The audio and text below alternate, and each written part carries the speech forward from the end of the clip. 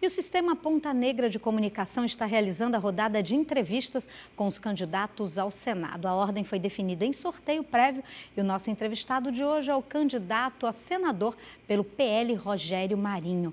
A entrevista terá duração de 15 minutos na TV e mais 5 minutos no canal do YouTube da TV Ponta Negra, e o tempo começa a contar a partir de agora. Boa tarde, candidato, seja bem-vindo aqui ao Jornal do Dia. E eu quero começar perguntando ao senhor, já que, lógico, né, muitas pessoas até confundem, acham que, não, senador é alguém que executa. Não, senador é legislativo, é alguém que está ali para legislar. O senhor, sendo eleito senador, qual vai ser o seu principal ponto de defesa lá em Brasília? Bom, primeiro agradecer aqui a oportunidade, agradecer aqui a nossa entrevistadora, né? Dizer que nós vamos para Brasília para defendermos dois aspectos importantes. Primeiro, o desenvolvimento do Estado do Rio Grande do Norte e o combate às desigualdades regionais. O Nordeste brasileiro, historicamente, tem uma posição de desequilíbrio em relação ao país. Nós temos quase 30% da população e apenas 15% em média da renda nacional. Então é necessário fazer um grande debate e um pacto nacional, a exemplo do que aconteceu em Moncloa, na Espanha, o que aconteceu com a reunificação das Alemanhas, ocidental e oriental, e o governo e o Estado brasileiro se voltar à correção dessas desigualdades com políticas de crédito, com políticas tributárias, com inovação tecnológica, com capacitação profissional, com estabelecimento de uma logística diferenciada, com agregação de valores aos produtos que são potencialmente mais importantes aqui no Nordeste brasileiro, para que no espaço de 10 a 12 anos o Rio Grande do Norte e o Nordeste brasileiro estejam no mesmo patamar das demais regiões do país. Então essa é a minha principal defesa do ponto de vista econômico. Do ponto de vista de valores, Micaela, eu serei um defensor intransigente dos valores que eu aprendi com meu pai, com a minha mãe, com os meus avós, que são valores de respeito às famílias, né, à liberdade, à crença religiosa das pessoas, ao direito da expressão, enfim, defenderei intransigentemente a Constituição brasileira e a liberdade dos cidadãos de uma forma geral. Candidato, com certeza, um dos pontos mais trabalhados na sua campanha tem sido a questão da transposição do Rio São Francisco. O senhor, enquanto ministro do governo Bolsonaro, esteve à frente desse momento da chegada das águas aqui ao Rio Grande do Norte. Como é que o senhor imagina que vai ser também a sua atuação em Brasília para que isso continue acontecendo, para que esse projeto continue avançando no Nordeste? Eu quero até aproveitar e perguntar, de alguma forma, esse projeto que mudou tantas vidas, o senhor também acredita que tenha mudado de alguma forma aí dentro o candidato Rogério Marinho? Olha, a maior satisfação de quem é servidor público, né, ou por eleição ou por indicação de quem foi eleito, é ver a materialização de um sonho. Quer dizer, a sua ideia, a sua ação trouxe a transformação na vida de algumas pessoas, ou de milhares de pessoas, ou de centenas de milhares de pessoas, como foi, no nosso caso, as ações das estruturas hídricas que foram feitas em todo o Nordeste brasileiro e de uma forma muito especial aqui no Rio Grande do Norte. Eu testemunhei, Micaela, pessoas que sequer haviam tomado banho e tinham 70 anos de idade, banho de chuveiro, tomavam banho de cuia, né? E a pessoa me agradecendo que estava tomando banho de chuveiro, né? Eu vi pessoas com lágrimas nos olhos porque, de repente, um poço havia sido perfurado em frente à sua comunidade e que, historicamente, essas pessoas, durante gerações, sobreviviam com uma lata d'água e agora com um carro-pipa ou com um reservatório que era provisionado na época da chuva. Então, é uma transformação extraordinária da vida dessas pessoas e a gente teve a oportunidade de ser essa ferramenta que propiciou, que proporcionou essa transformação. A transposição por si só, ela é muito importante, mas ela precisa ter a sua consequência. Então, no caso do Rio Grande do Norte, nós vamos ter 4 grandes obras estruturantes. A primeira é a transposição em si. As águas chegam no Rio Grande do Norte por Major Salles e Luiz Gomes, a partir ali de Jucurutu, e vão até Armando Ribeiro Gonçalves. Então, você passa a ter segurança hídrica, ou seja, a garantia que não vai faltar água nos principais reservatórios do Estado, como é o caso de Armando Ribeiro Gonçalves em Açu e Itajá, que tem 2,5 bilhões de metros cúbicos de água e que tem uma importante adutora, que é a adutora Central Cabugi, que abastece dezenas de municípios do Estado do Rio Grande do Norte. Então, essa segurança hídrica está resolvida e estabelecida. A segunda obra estruturante é o canal do Apodi, né, que traz águas ali de Cajazeiras, na altura do eixo norte, próximo à cidade de São José de Piranhas, e essa adutora ingressa ali, esse canal ingressa ali pelo Rio Grande do Norte, na altura de Major Salles, e vai até a barragem de Apodi, ali em Santa Cruz. Então, toda a região oeste, do Baixo e do Médio Oeste, vai estar também com a sua segurança hídrica equacionada e com a possibilidade de propiciar 32 cidades a tão sonhada garantia de que não vai haver mais falta de água. Agora, a terceira obra, a adutora do Seridó, em função da transposição, quer dizer, com essa reserva com segurança, nós estamos dando ordem de serviço, o governo federal estará dando ordem de serviço na próxima semana, entre o dia 5 e o dia 10 de setembro, para a construção de uma obra de mais de 300 milhões de reais, que vai permitir que 16 municípios da região do Seridó, inclusive Currais Nova e Caicó, tenham a sua situação equalizada. E a quarta obra estruturante é a adutora do Agreste, né, que vai começar ali na altura de Pedro Velho, com água prospectada em Piquiri, vai resolver a situação de Nova Cruz, de Santo Antônio, de Passa e Fica, mais de 20 municípios da região Agreste. Agora, não é só isso. É necessário fazermos obras acessórias. Nós temos que interligar nossas bacias hidrográficas. Os grandes reservatórios do Estado precisam estar interligados com esses mananciais, com esses rios que foram perenizados, para que nós possamos estabelecer o que nós convencionamos chamar de perímetros irrigados. Então, são áreas em que é possível se fazer a agricultura de alta performance. Cada hectare irrigado no Brasil, na área de fruticultura, gera 2,5 empregos. Nós imaginamos que nos próximos 4 anos, apenas na região do Oeste e Médio Oeste, 50 mil hectares poderão ser agregados. Isso é uma ação que precisa muito do suporte do governo federal, do Senado da República, da Câmara Federal, para alocar recursos dentro do Orçamento Geral da União para fazer a desapropriação e, ao mesmo tempo, permitir que essas áreas sejam agricultáveis. 50 mil hectares são 110 mil empregos diretos e 110 mil indiretos, 220 mil empregos.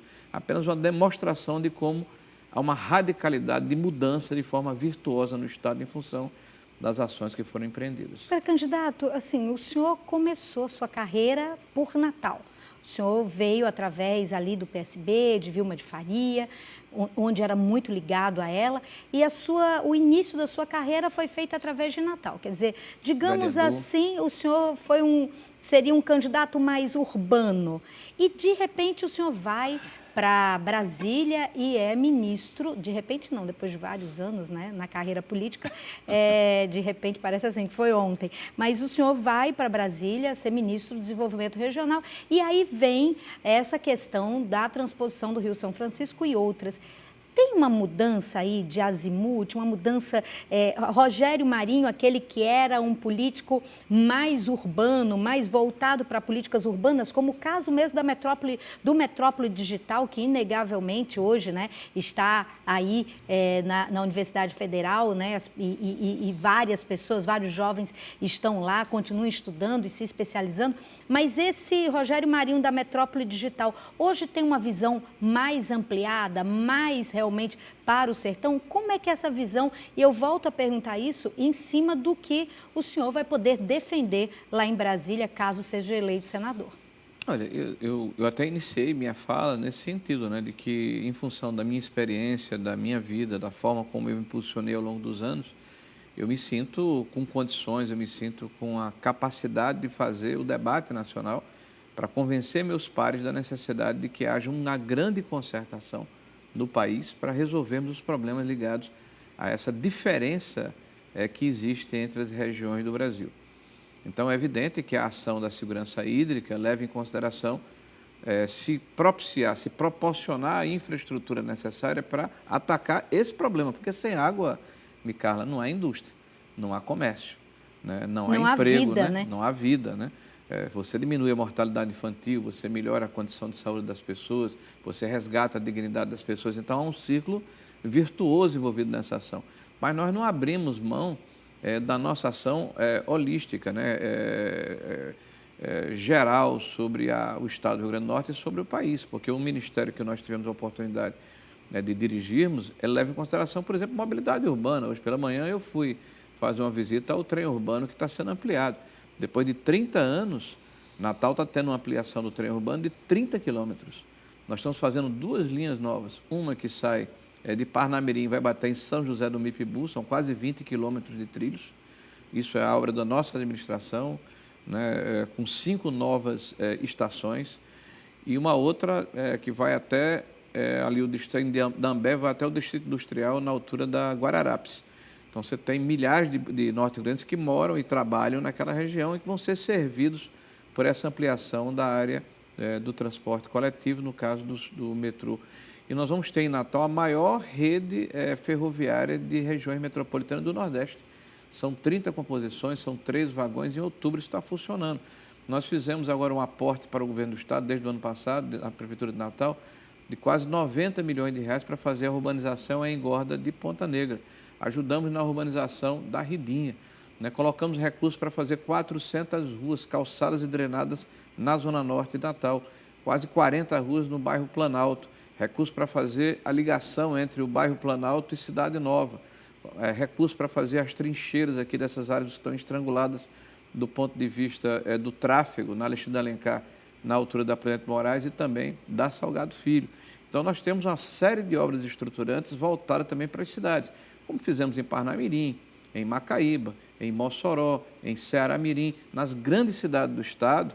Nós não abrimos mão de ter esse olhar de melhorar a qualidade de vida das pessoas enquanto ministro do Desenvolvimento Regional. Candidato, nós temos ainda quase 4 minutos, eu ainda tenho muita pergunta a fazer. Deixa eu ver se eu corro aqui. Mas o senhor, sendo eleito senador, e é bom que as pessoas entendam, cada estado tem um senador. O Rio Grande do Norte tem um, do mesmo jeito que São Paulo tem um. Quer dizer, é uma importância imensa.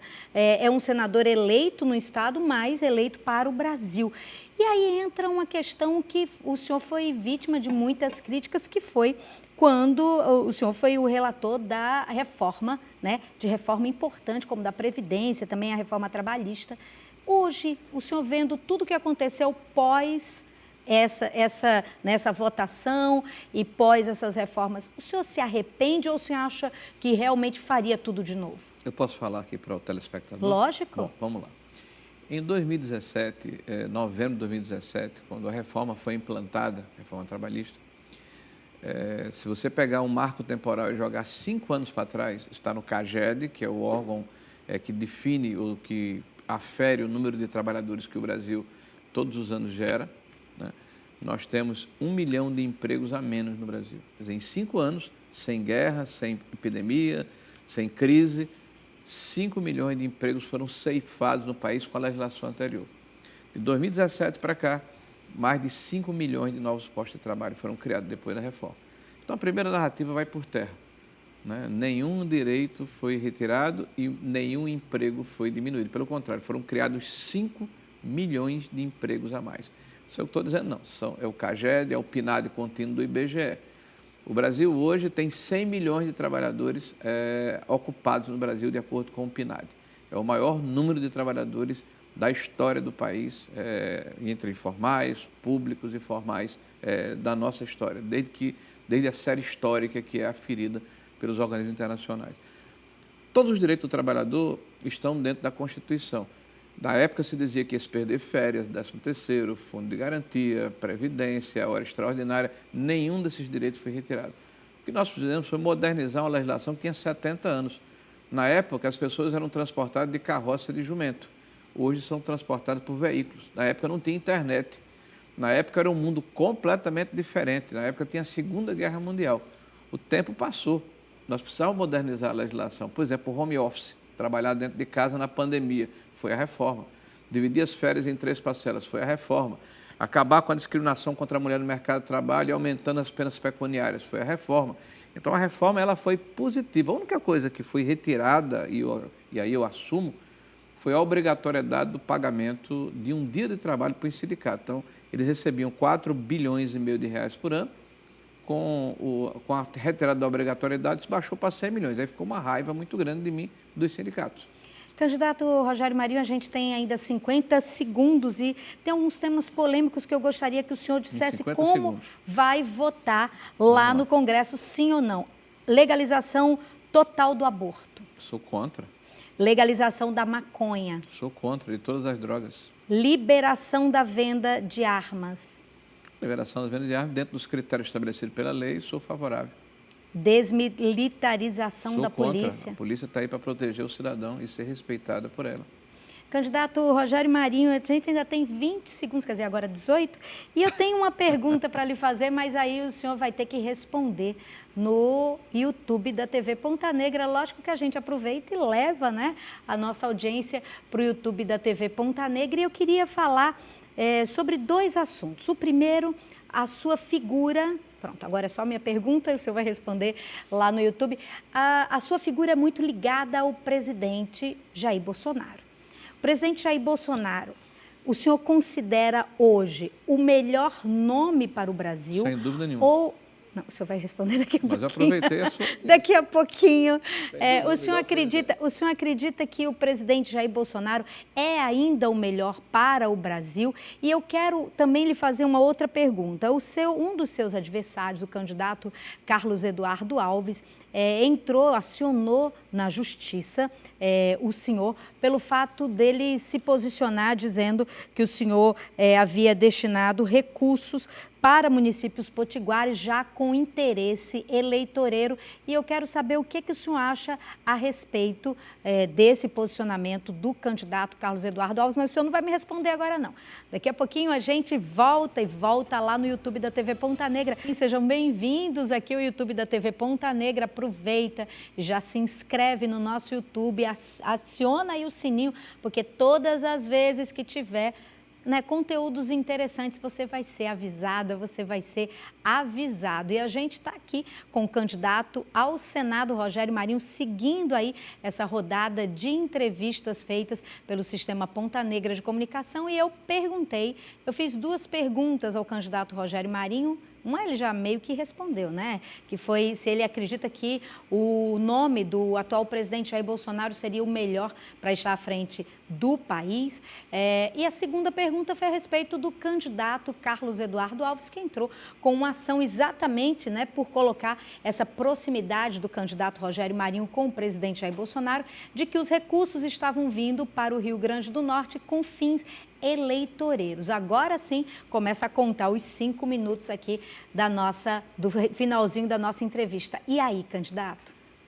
Olha, o Brasil está tendo um choque com um presidente que fala a verdade.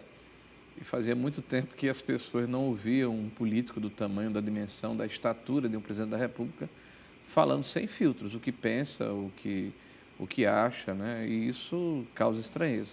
É verdade que o presidente ele é tosco, que ele é mais duro do que ele deveria, que ele fala, às vezes, de uma forma mais rude, mas, olha, ele fala a verdade. E, para mim, isso é singular. Aliás, Micaela, eu vou aproveitar a sua audiência aqui no YouTube para dizer o seguinte: eu ando muito pelo estado do Rio Grande do Norte e tenho andado o país inteiro. E você sabe que o crime organizado chegou na periferia das cidades, grandes e pequenas. E se não houvesse nenhum outro motivo para votar em Bolsonaro, basta saber de que lado estão os criminosos, né? Então, os criminosos do estado do Rio Grande do Norte, todos são contra Bolsonaro. Eles não permitem que as pessoas se manifestem favoráveis ao presidente nos territórios que, teoricamente, eles fazem o controle. Então, só esse motivo, para mim, seria suficiente. Quer dizer, se os bandidos estão de um lado, a gente está do outro. E nesse caso aí, o senhor falando, né, a respeito dessa questão do presidente Bolsonaro, e em relação a se colocar que o senhor é o candidato do presidente Bolsonaro ao Senado aqui no estado e estaria viabilizando verbas para os prefeitos por conta dessa proximidade e por isso a ação do seu adversário Carlos Eduardo Alves. Bom, primeiro, para mim é uma honra estar associado ao presidente Bolsonaro, né? É uma situação que, para mim, ela é extremamente confortável. Tá? Eu me sinto absolutamente à vontade, né, em ter essa associação, né? Agora, quanto à acusação que me faz o ex-prefeito, né, o Carlos Alves, é de uma bizarrice, é de uma estranheza, eu acredito, primeiro, que ele certamente está desequilibrado, porque está vendo os sinais evidentes de que vai perder a eleição. E no alto da sua arrogância, ele não consegue se sentir confortável com isso, né? Então, apela de todas as formas, inclusive buscando um tapetão, já antevendo a derrota. Ele já sabe que vai perder, então está verificando se é possível reverter essa situação num terceiro turno, né? Agora eu pergunto a você, telespectador, você exerce um cargo público, né? E você está impedido de ajudar o Estado que você é oriundo, que você é nativo. Quer dizer, a briga dele é o seguinte: olha, Rogério botou muito recurso para o Rio Grande do Norte, então ele tem que ser penalizado por isso. Rogério ajudou muito a Natal, ajudou muito os municípios do interior, então isso é um crime, porque ele pode se beneficiar politicamente dessa ação. Ora, todo gestor público é julgado pela população em função de ação ou omissão. Se você deixa de fazer, você vai ser criticado. E se você faz, você é aplaudido. Sempre foi assim na democracia, ou ele está querendo inverter essa lógica. Eu me lembro muito do Dizui Rosado, né, que dizia com propriedade: quem não faz pela sua terra, não faz pela terra de ninguém. Candidato, nós temos ainda 1 minuto e 46 e eu queria deixar esse tempo à sua disposição para que o senhor pudesse dizer, afinal de contas, quem é o candidato Rogério Marinho, quem é Rogério Marinho? Obrigado, Micaela. Bom, primeiro dizer que eu tenho 58 anos, 4 filhos, nasci no Rio Grande do Norte, meus pais, meus avós, meus bisavós, espero criar meus netos aqui nesse estado, eu tenho um amor profundo pelo que eu faço. Acredito na política como instrumento de transformação positiva na vida das pessoas, desde que bem utilizado e bem direcionado. Adquiri ao longo desse período todo aí de vida pública, eu acho que experiência e capacidade de fazer o processo de mediação, do diálogo. Conheço o Congresso Nacional, conheço os agentes econômicos e quero usar toda essa experiência, todo esse acúmulo de ações que ao longo do tempo eu consegui amealhar a favor do meu Estado. Eu quero, de verdade, servir a população do Rio Grande do Norte. Para isso, eu pretendo ser senador da República e peço com muita humildade, né, o voto, o apoio dos norte-riograndenses. Eu não tenho dúvida que nós teremos a oportunidade, nesse período eleitoral, de avaliar as candidaturas, verificar o que foi feito, né, e de que maneira haverá legitimidade naqueles que se propõem a fazer. Então, eu acredito que eu tenha tido a oportunidade, nesses 20 minutos, de me revelar em relação aos meus valores e às minhas intenções. Então, reiterando, eu pretendo trabalhar fortemente para reduzir as desigualdades regionais e melhorar a situação do Estado do Rio Grande do Norte do ponto de vista econômico e do Nordeste brasileiro e defender a família brasileira nos valores que são mais importantes. Candidato Rogério Marinho, obrigada pela sua participação aqui nessa rodada de entrevistas do Jornal do Dia. Obrigada. Obrigado também, Micaela. Obrigado àqueles que tiveram a paciência de ficar conosco até agora.